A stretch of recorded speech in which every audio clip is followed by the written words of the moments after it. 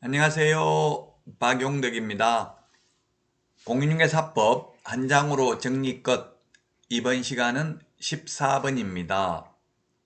정정신청사항입니다. 정정신청사항. 여러분들이 이 자료는 네이버 카페 박용덕 박사의 부동산 여행 또는 네이버 밴더 박용덕 박사 검색하시면 찾을 수 있을 것입니다. 회원 가입하시면 많은 자료 확인 가능합니다. 자, 정정신청인데요. 정정이라는 것은 오타를 고치는 것을 정정이라고 합니다. 변경신고는 합의에 의해서 추후 내용을 변경하는 것이고, 정정신청은 처음부터 잘못 적은 것을 고치는 것을 정정신청이라고 합니다. 자, 정정신청해야 될 게 주지사, 종목 5가지 암기해야 되겠죠. 거래 당사자의 주소, 전화번호, 휴대전화번호, 거래 지분 비율, 그 다음에 중개사무소의 전화번호, 상호, 사무소 소재지, 그리고 건축물의 종류는 정정이 가능합니다. 토지의 종류는 정정 안 됩니다. 건축물의 종류 정정 가능하고요.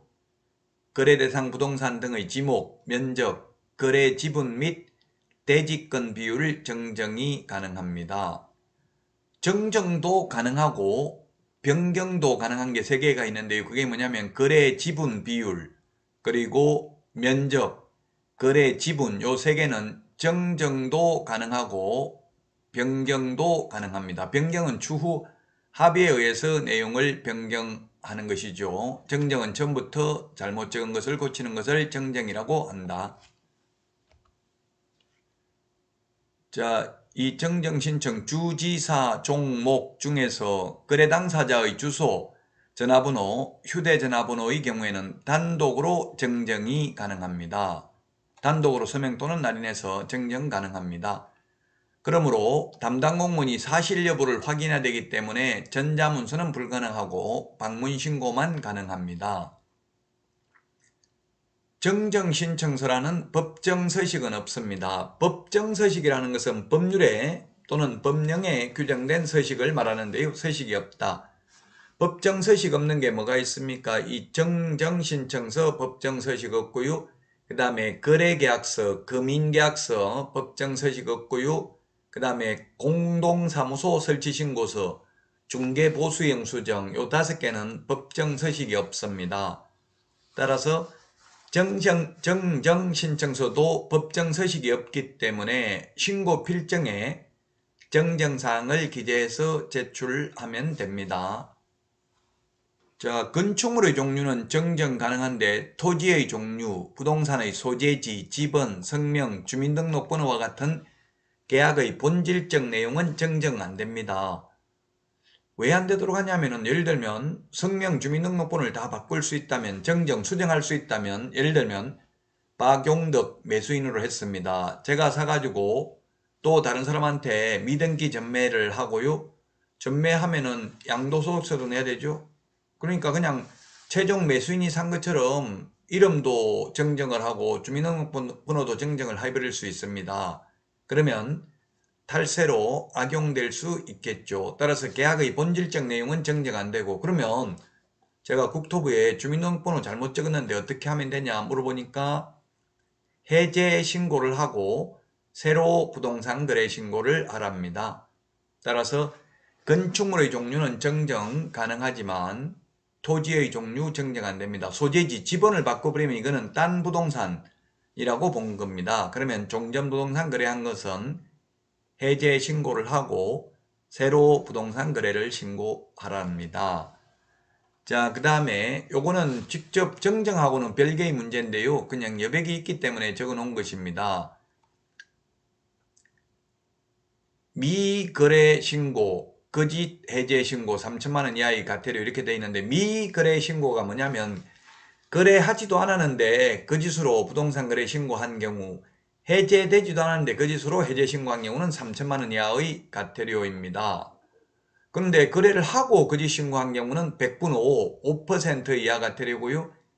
해제되었는데 해제 등이 확정된 날로부터 30일 이내에 해제 신고 안 하면 그건 500만 원 이하의 과태료 대상이 되겠습니다. 이런 거짓 신고를 하면 포상금 지급 대상이 되겠습니다. 정정 신청 사항을 살펴봤습니다. 자, 문제 보도록 하겠습니다. 정정 신청할 수 있는 것. 정정 신청할 수 있는 사유로 명시된 경우가 아닌 것입니다. 명시된 것, 즉 법조문에 있는 그대로를 찾고 있는 거죠. 명시된 경우가 아닌 것입니다.